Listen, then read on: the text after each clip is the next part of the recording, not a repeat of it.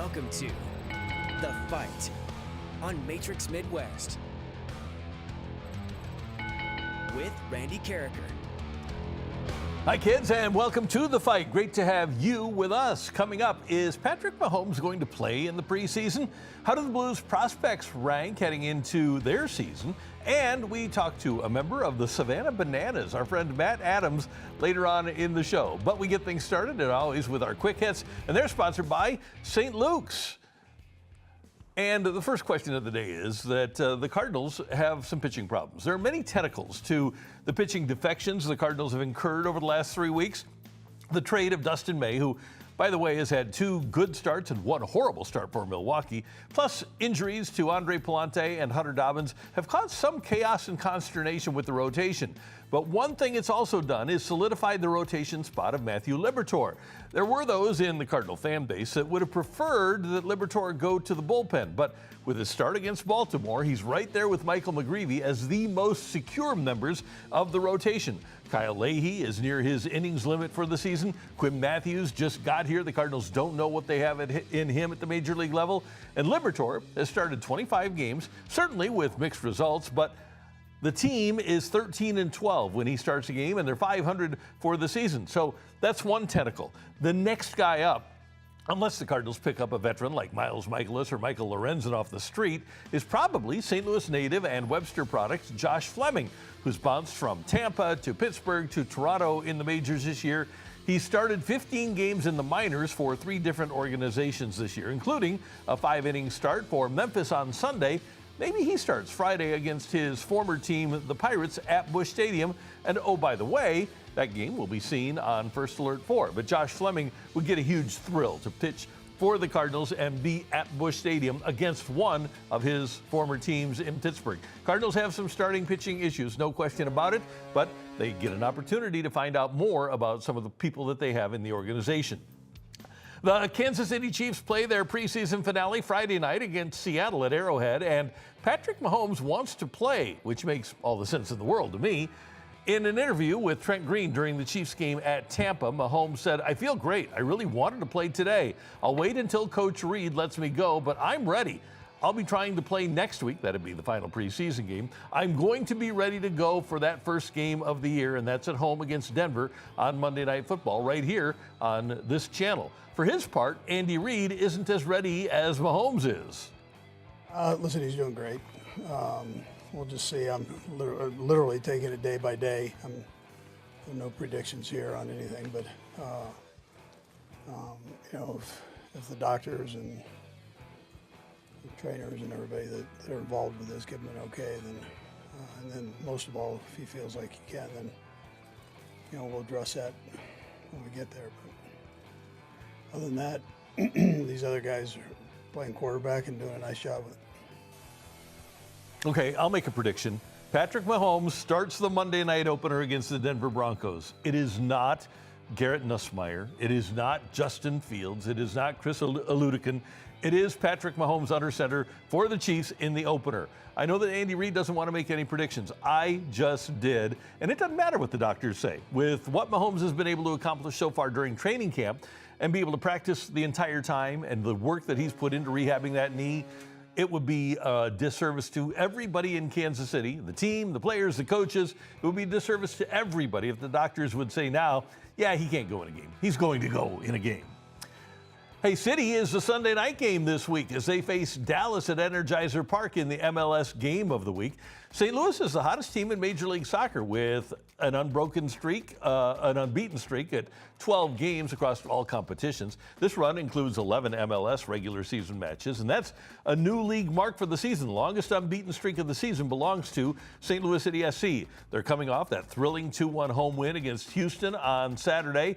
And Simon Betcher is going to be key for City. He's scored 3 goals in his last 3 matches, and with the departures of leading scorer Marcel Hartl and the elite Edward Leuven, midfielder Darren Pulvera, fresh off scoring his first career MLS match winner, becomes all the more important. But Betcher is really the man now for St. Louis City SC until they get their new players, Hulsa most notably, ingrained in what the system is. It's been fun to see the evolution of this group with their high pressing, high intensity structure.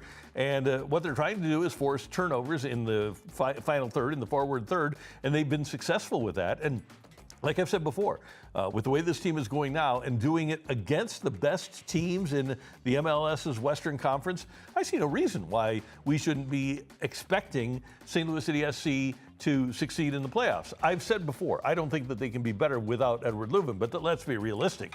Leuven hasn't been there for most of the season. They've done most of this good work without him on the pitch. Now, there's going to be some real competition against Dallas on Sunday night, and they'll have their hands full, but hopefully St. Louis City SC can extend this streak and get even closer to clinching a playoff spot. The Athletic has their prospect rankings out for the 26-27 season, and the St. Louis Blues system is number 7, according to their prospect expert, Corey Pronman. He writes, the Blues have built a very strong farm system full of premium young talent, headlined by Jimmy Snuggerud and Adam Jiricek. They have a great collection of forward prospects, and Jiricek projects as a quality top 4 defenseman. The Blues ranking last year was 16th, and now they're 7th, so they've moved up 9 spots. He rates their draft grade as a C+, but of the Blues' top 3 prospects, he says that Snuggerud, who by the way played 70 games last year, I don't know if he's really a prospect anymore, but he says he's a bubble top or middle of the lineup player with below average skating, but he says of the shot, high end, and that can make a difference for Snuggerud and the Blues. I see Snuggerud all the time. Corey Pronman probably does not. Corey Pronman's really inconsistent with his rankings. I would rate Snuggerud as more than just a middle of the pack type talent. He also says of Adam Jiricek, who he has as the Blues' number 2 prospect, he rates him as a bubble top and middle of the lineup player. He says his skating is average, his puck skills are average, his hockey sense is average, his compete is above average. He said Jiricek had an outstanding year between the OHL and the World Juniors. He's a right shot who skates quite well. His skating allows him to make a lot of stops and be strong going back to retrieve pucks. Jiricek uses his big body well and competes for pucks. Jiricek is the number 2 prospect. Man, I haven't seen enough of Jiricek, but I don't know if he's a middle of the pack guy. And then Dvorsky, Dalibor Dvorsky, who played 71 games for the Blues last year and feels like he's kind of graduated from being a prospect. He calls Dvorsky a middle of the lineup player, middle 6, so second or third line guy. Okay, I can go with that, but he says that he is below average as a skater, above average with his puck skills. He says he's average with hockey sense and above average with his compete, and he does like Dvorsky's shot. So we'll see if Corey Pronman is right about who he has projected for the Blues, but he does have them overall as the number 7 system in all of hockey. Back to baseball for a moment. The Boston Red Sox are given a 98.5% chance of making the playoffs. And right now, they're one of just four American League teams with a winning record. And they have a 6.5 game lead for the final wild card spot in the American League. Sonny Gray and Wilson Contreras have been brilliant for Boston. Gray is 16-3 with a 2.79 earned run average. He leads the Sox in wins and earned run average, and he struck out 123 hitters while walking just 36, and he's doing it in a pressure-packed AL East and a pressure-packed Fenway Park. It is not easy to perform in that environment, and congratulations to Sonny Gray, who's never been able to do that in the past, but he's doing it at the age of 36. Meanwhile, while Gray has surprised me, Contreras has not. Contreras leads Boston with 26 home runs, 78 runs batted in, and a .925 OPS. He was just what the doctor ordered for Boston with the loss of Alex Bregman, and he loves playing in big games. Once the playoffs start, Contreras will be a huge contributor for the Red Sox. One scary thing for the American League, Garrett Crochet, their best pitcher, who hasn't pitched since April, is ramping up his throwing, going with intensity from 90 feet. If Crochet is back by playoff time, look out for the Red Sox. And they have, after their incredible 21-4 July, they have slowed down a bit, but they have continued to win, and they've done it with a lot of players that you haven't heard of. The Cardinal guys are the keys, but no Trevor Story. They traded Marcelo Mayer. Roman Anthony, their top prospect from last year, he's not around. He's injured. So Chad Tracy, their interim manager, has done an amazing job with the Red Sox, and I won't be surprised if they beat anybody in the American League. Our friend Bob Nightingale, I think you know, of USA Today, thinks that they are the favorite right now in the American League. I think that changes, by the way, if Aaron Judge is back for the Yankees. Those are your quick hits, and they're sponsored by St. Luke's. Top-notch doctors in everything from heart health to orthopedics and more. Visit stlukes-stl.com today. Later in the show, we're going to have a daily wager for you. Stick around for that. That's always a fun part of the day, although it's not going to be fun to tell you about how we did last night. And former Cardinal and National Matta Adams, the World Series champion, now performing with the Savannah Bananas, joins us next in The Fight.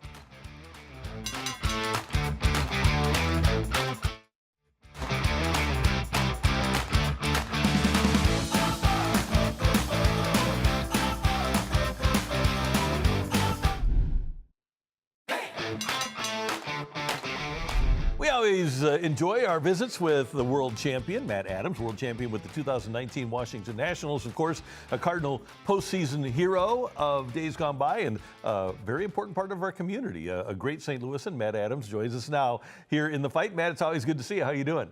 Thanks, Randy. Doing great. You had a chance over the weekend to join fellow former Cardinal postseason hero David Eckstein with the Savannah Bananas in town. What was that experience like? Yeah, it was awesome when Jesse and the crew reached out and asked me if I wanted to take part Friday night at Busch Stadium. I jumped on it. Absolutely. I got to play against them in 22 whenever I was playing indie ball up in Kansas City. So met Jesse, met Viro, the assistant coach, and Tyler Gillum, the head coach of the Bananas, and just stayed in contact with them over the years, and saw that they were coming back to Busch this year, and wanted to do my best to make sure that I was available if they wanted me to make an appearance. So it was fun. But as you see on the TV, I fouled the first pitch off, which was the best one that I got. I should have hit that over the fence, and then I ended up chasing the ball down and away and grounding in the double play, which not happy about, but it was a fun experience at that. And man, the crowds, we saw the crowds, they were unbelievable. What was that like? There they are, you're waving and tipping your cap. What were the crowds like? 45,000 people in Busch. Everybody was on their feet. They announced me, heard my walk-up song, and then it got extra loud. So being able to walk out of that dugout again with a uniform on, onto the playing surface at Busch, sold out crowd. It took me back to the times whenever I was with the Cardinals, and the first few years, we every day, it didn't matter if it was a Monday day game or a Friday night series against the Cubs, Busch was rocking. It was sold out. So it took me back to those great memories that I had as a Cardinal, and just really, really grateful that I was able to do that again. Okay, a couple of things about this. Number one, I love that you got to have Big City on the back of the jersey. Did you like that? Yeah, it was awesome. They reached out and asked me what I wanted on the back of the jersey, and I said absolutely, put Big City back there, number 32, and we'll go with that. So it was a lot of fun. And then when you hit the home run off of Kershaw, I don't know if we've talked about this. Did you hear the crowd when you hit that home run off of Kershaw, or were you just kind of in a zone there? I heard like a buzzing noise. Like I knew that it was loud. I heard the fireworks go off that they shoot off for every home run. But I was in a zone. I was like on cloud nine, running the bases. I tell everybody I didn't feel like my feet were hitting the dirt, rounding the bases.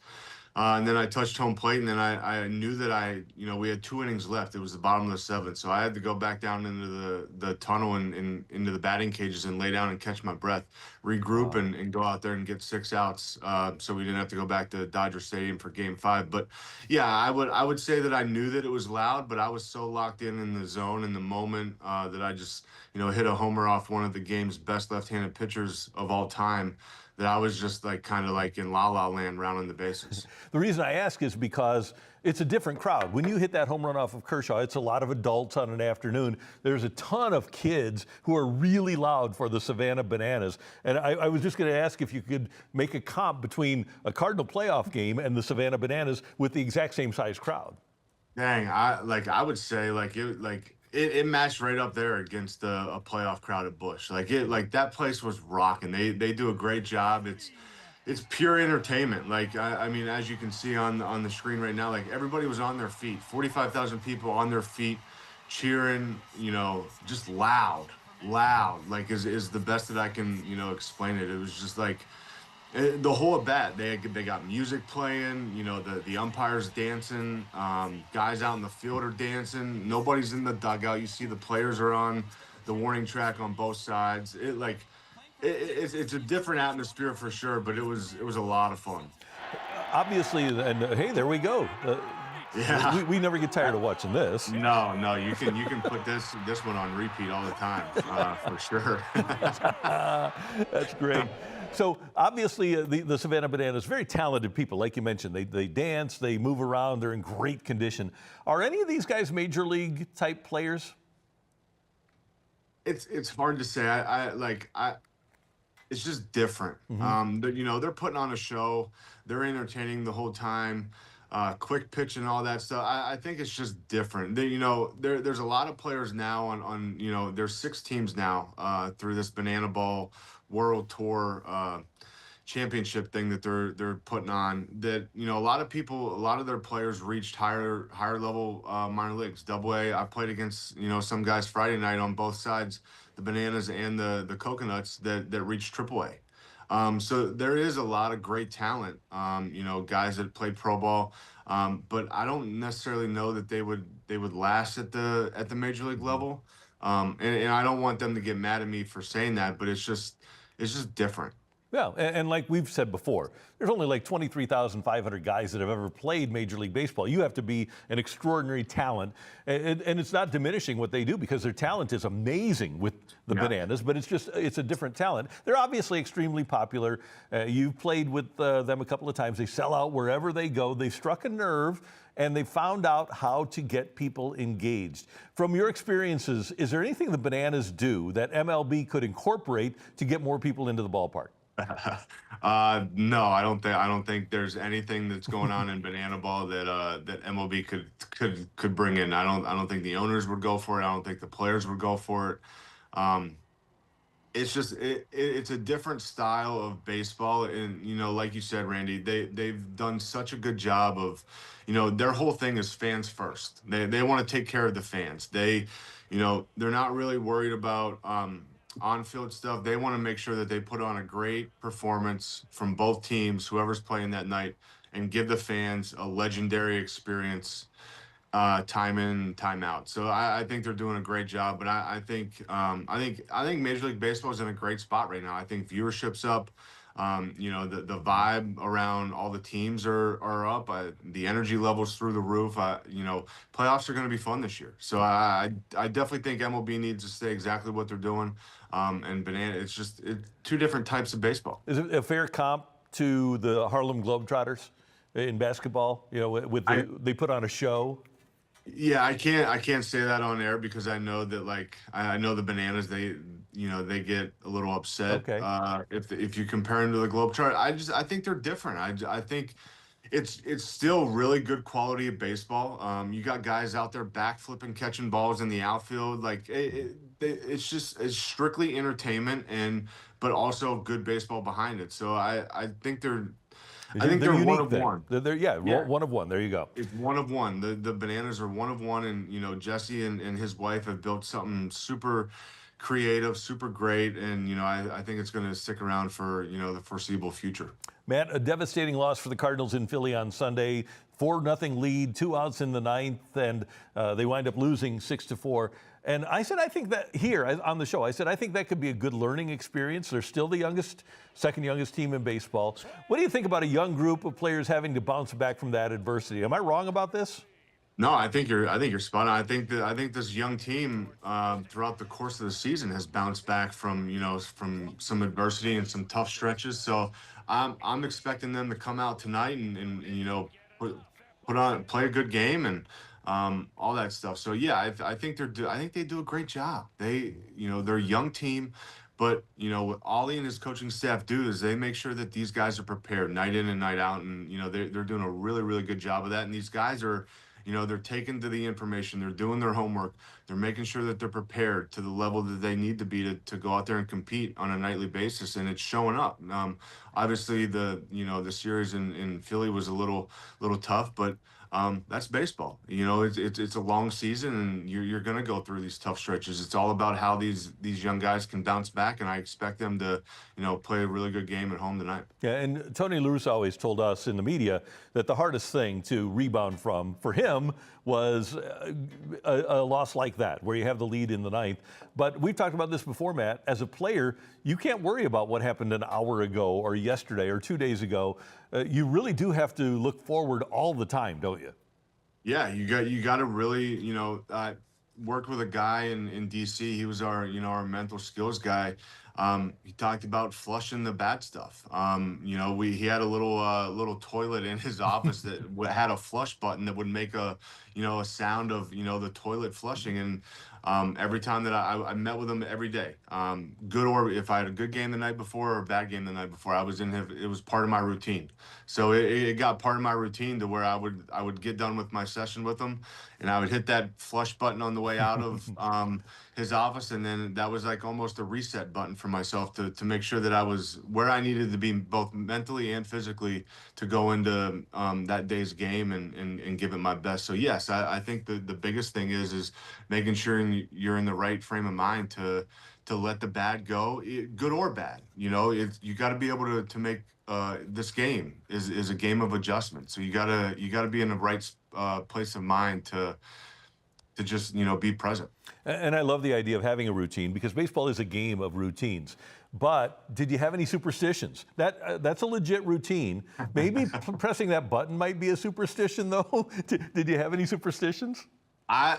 My biggest superstition was I'm big on my faith, and I have a daily devotional booklet, a little travel Bible that I would it would, whether it was home game or road game, that thing was in my locker, and I felt like if I did not read that before the game, that God, and if people believe in God, or if it's a form of energy, whatever, that that's gonna make me not play a great game. So that was my biggest superstition, was making sure that I got into the book, stayed up on my faith, and just turned everything over to him, and then went out there and gave it my best. There's a month to go in the season, 30 games left. Both Jordan Walker and Alec Burleson, unless something really untoward happens, are going to go over 100 RBIs. How big is that for those guys? It's huge. You look at what they're doing, especially Walker, the last couple of years of what he went through, to be able to come into this year and put together such a consistent season, both offensively and defensively. I think he's a great player. I'm super pumped for the season he's having so far, and excited to see how his season closes out. And same with Burley. We know Burley, that he's a great offensive player, but what he's doing great this year is his defense. His range has gotten better. He's picking the ball over there. He's showing everybody that he's an overall great player at the major league level. He's arguably putting together another Silver Slugger season. So we'll see how these guys finish out, but super excited for the way that both of these guys, go about their game, and, how they're producing for the Cards this year. And we've had a couple of weeks now to watch Josh Baez since he got called up and had that amazing first game in Chicago. What have your impressions of number 22 been?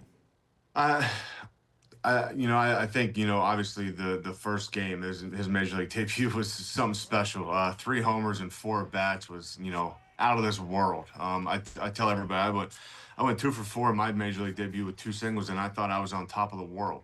This guy comes out and hits 3 homers in his major league debut. So special kid, good kid at that. He believes in himself. He's got a ton of confidence. I think the biggest thing right now is, he's got almost a 32.5% strikeout rate. So, the swing and miss is up there. That, we saw that in AAA a little bit. So that's something that he's going to have to, work on, controlling the strike zone. But when this kid makes contact, it's at a 62% hard hit rate, to go along with a 24% barrel rate, which is an elite level.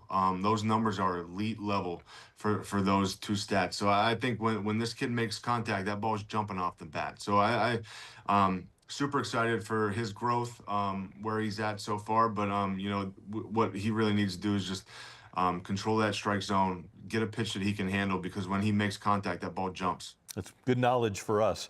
Now we got to talk about the pitching. And the rotation is McGreevy and Liberatore and Leahy, who's on his innings limit, and Quinn Matthews, who just came up, and then somebody. When there are that many injuries and the starting rotation, which has been so good all year, when it struggles a little bit, do you as a hitter or do a group of hitters have a tendency maybe to squeeze the bat a little bit because you feel like you have to score more runs when the pitching is struggling? Yeah, I feel like, inside that clubhouse and inside that dugout, we're family. So when we see our brothers struggling, whether they're injured or whether they don't have their best stuff out on the mound, us as hitters, we want to help them out. So yeah, we put a little bit extra pressure on ourselves in those situations to get the job done. Push a couple more runs across the plate, give them a little bit breathing room out there on the mound. But these, like you said, Randy, these guys have been so good throughout the course of the season, and up until this last few weeks, they've been healthy. One of the healthier staffs in the league. So I think we're in a really, really good spot right now. The Little League World Series going on right now. ESPN had the Little League Major League game the other night. What are your memories of your experiences with Little League baseball, Matt? Yeah, it just it takes me back to my childhood. A group of my buddies who still I'm super close with to this day. We do a college football trip annually. So those are the guys that I grew up playing baseball with, and we got a group chat going on, text messages during the Little League World Series. These guys are tuned into the game, so Cool. it takes us all back to our childhood and where we grew up and playing Little League baseball, and then figuring out whose house we're going over to continue to play backyard baseball, jumping in the pool, swimming, riding our bikes, just doing everything that kids do. It's a lot of fun this time of the year, for these few weeks that the Little League World Series is going on. And, I grew up about an hour and 10 minutes from Williamsport. So Cool. Takes me back to, my dad and I would go every year. When I was at home, my mom and dad, they just went a couple of days ago, drove down to Williamsport and took in a full day of games down there for the Little League World Series. So I hold a special place in my heart for Little League baseball for sure. Did you ever hit an absolute Little League bomb? You became a major leaguer, so I know you were a good Little Leaguer. Did you hit a memorable bomb in Little League? Yeah, we our home field where we played Little League baseball, there was a road that went behind the fence, and then there was a trucking company on the other side of that road, and they would always have the tractor trailers backed up against the fence. So that was probably 300 feet, 250, 300 feet to clear that road and get it into the trucking company. And as a left-hander, that was. I pelted those trailers for sure, especially my 11-year-old, 12-year-old year. My grandfather would give me $10 for every home run, and I think my 12-year-old year, I think I hit 29 or 30 homers. I was just a man amongst boys in my area playing Little League baseball. So I put a lot of balls in the back of those tractor trailers for sure. That's awesome.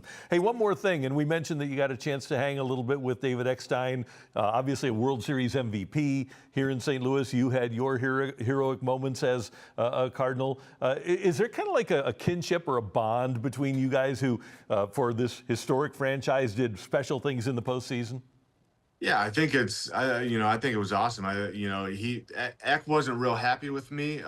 He didn't know that BP was going on with the bananas early on in the day, and I got down there and took BP, and then he got down there. He was in street clothes. I was in my BP gear, standing on the field with all these guys. So it started off not on the right foot for sure.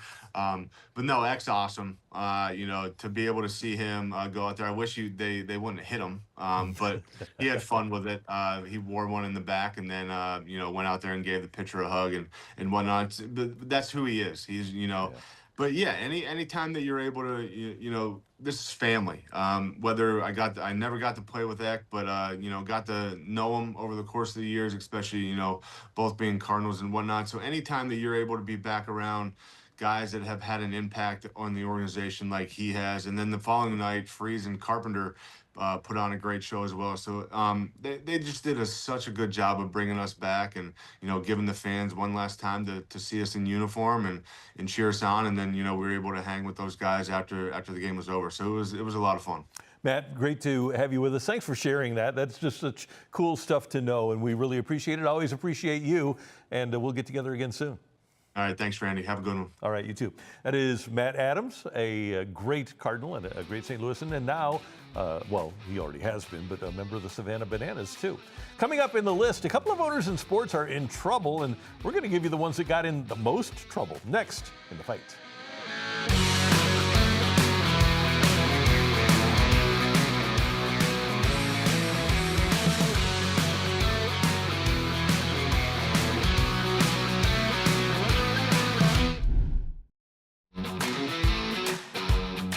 It's time for the list, and it seems like Dodgers owner Mark Walter is in some trouble if you consider your business is being investigated by the FBI and the Securities and Exchange Commission trouble. And 49ers owner Jed York is also in trouble, pleading no contest to a pair of misdemeanor charges after being arrested in Ohio on suspicion of engaging in prostitution. Jed, come on. That's according to the Columbiana County, Ohio court records obtained by ESPN. They said that York allegedly responded to an undercover ad on a known prostitution website and, quote, arranged to have sexual activity with the female in exchange for $140. This is a guy that owns a $10 billion business.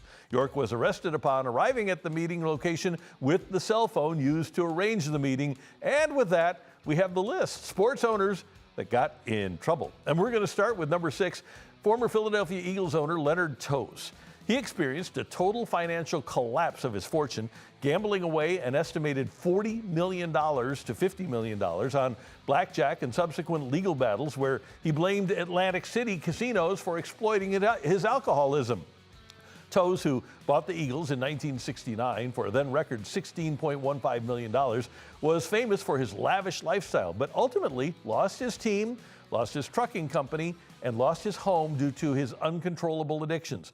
Toews routinely lost amounts ranging from $30,000 to $900,000 in a single night at blackjack tables. He lost at least $14 million at the Sands Casino and over $20 million at the Resorts Casino.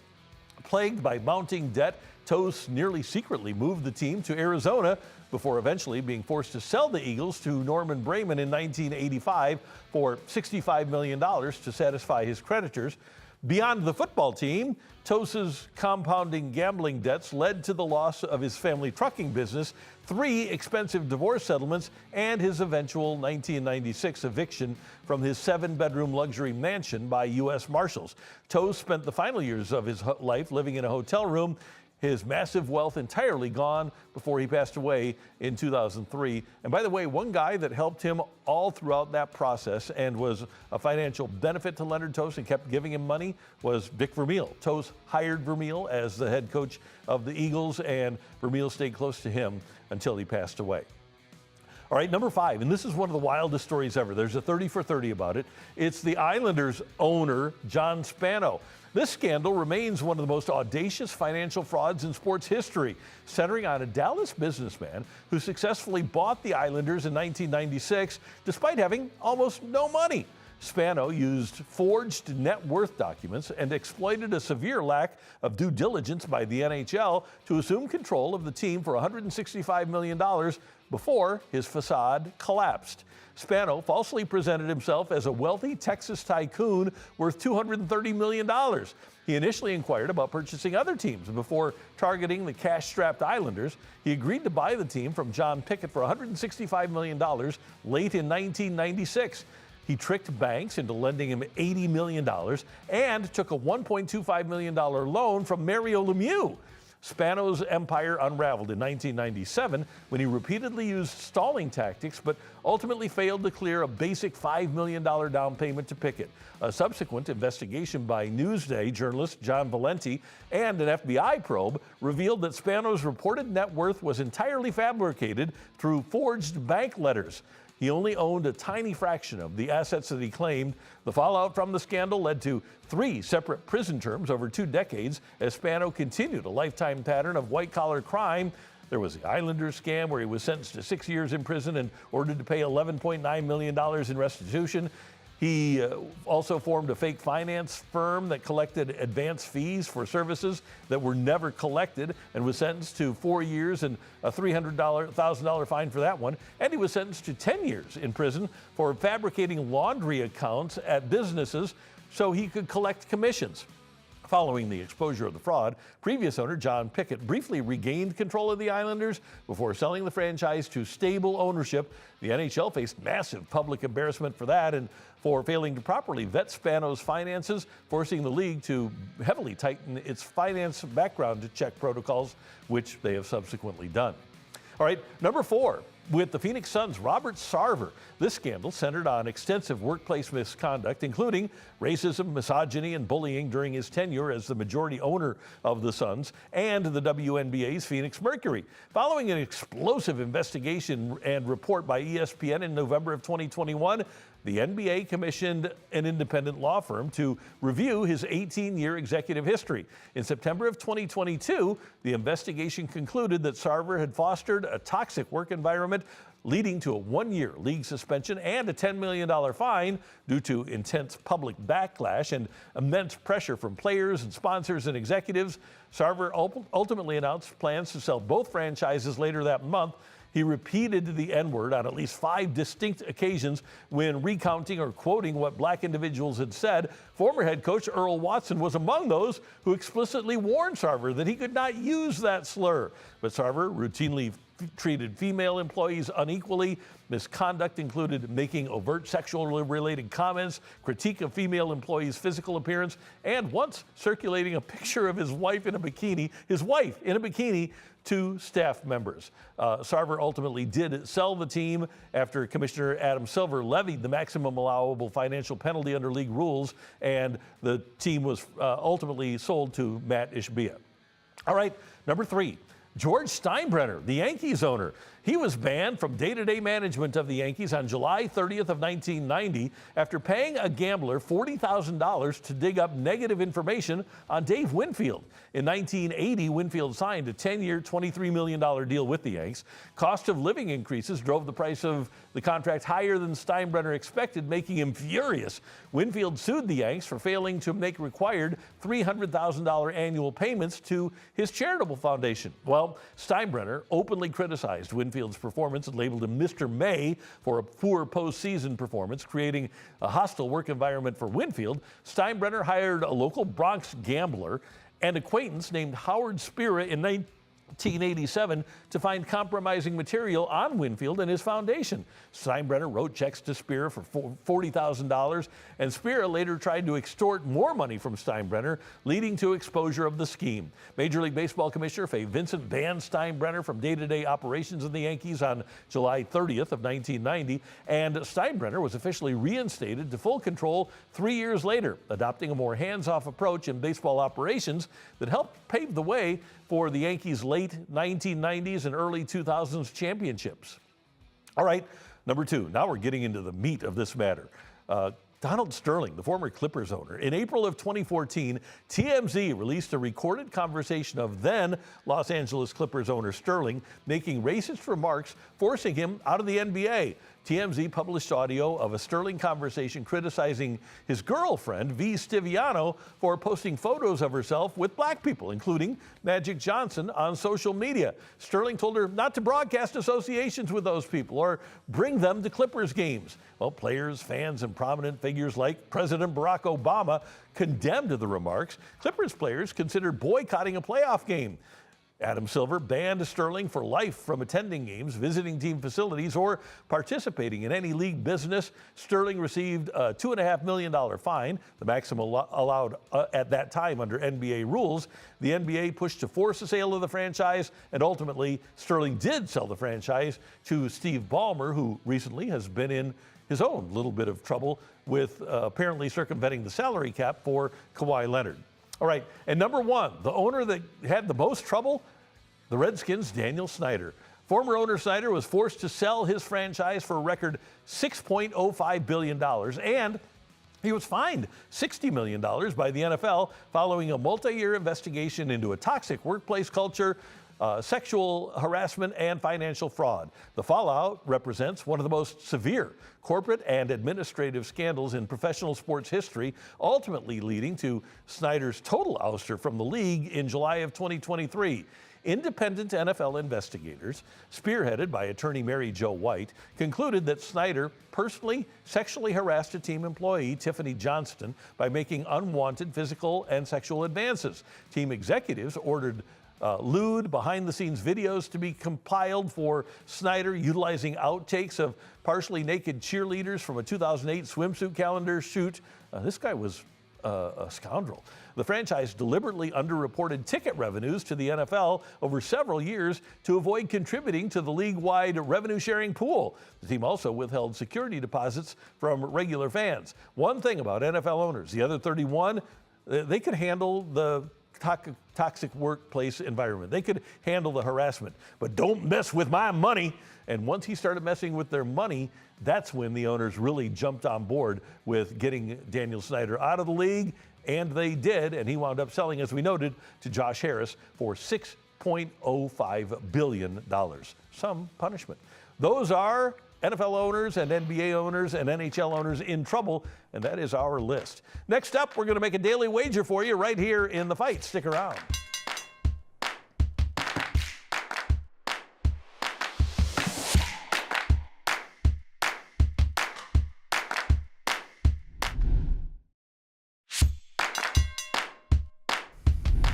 All right, we did not do well with our most recent daily wager. We were hoping that we would get something out of Ranger Suarez and his strikeouts as he was in action against the San Francisco Giants, but it just didn't work out. We didn't get enough strikeouts out of those guys. So we're going to go back to the well here, and we're going to try to act responsibly.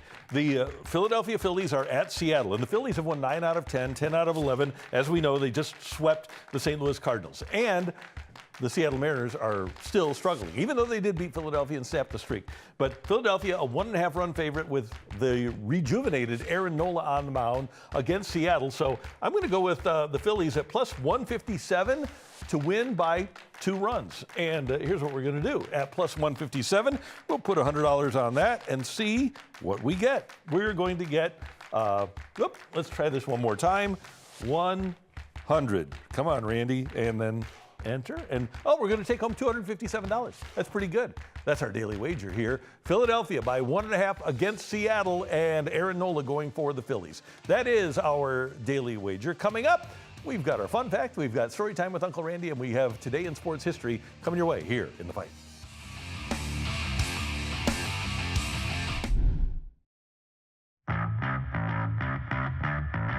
All right, time for today's fun fact. And do we really think people know about college football teams now?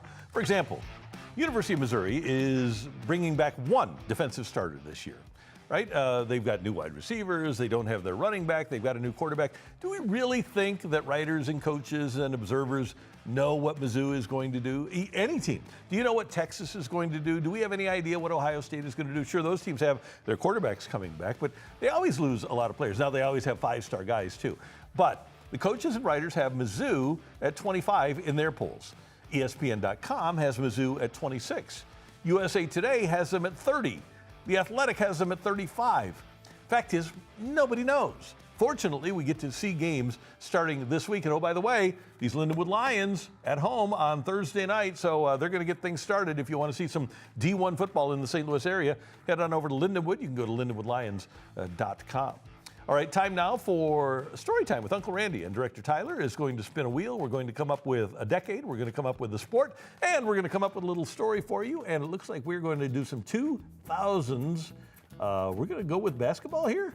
2000s basketball. Okay, so 2000 through 2009. And, you know, one of the really fun things about the NBA was that they had a great player that was drafted in 1998, Tim Duncan, and he played for like 15 years and was never really regarded as the best player and may not have been the best player. But fundamentally, this is a guy that was involved with 5 championships for the San Antonio Spurs. And I always thought that he was the best fundamental player in all of basketball. And I was not a huge fan at that point of Popovich or of Duncan or of Tony Parker or Manu Ginobili.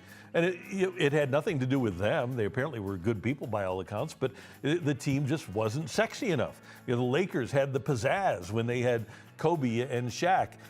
You had, obviously, in that time, you had LeBron in Cleveland. You had Dallas with Dirk. You had teams that just had more oomph to their game. But man, I'll tell you what, if Tim Duncan were playing in today's NBA, and he was the best fundamental player in the league. If Tim Duncan were playing in today's NBA, he'd be absolutely dominant. With the way that they play fundamental basketball now and the way he played fundamental basketball, he would dominate a lot of these guys that just don't play solid fundamental basketball. In fact, I think you could argue that if you wanted to pick a player of the decade, 2000 to 2009, in the NBA, you could not go wrong with Tim Duncan being the guy. Kobe probably would win it.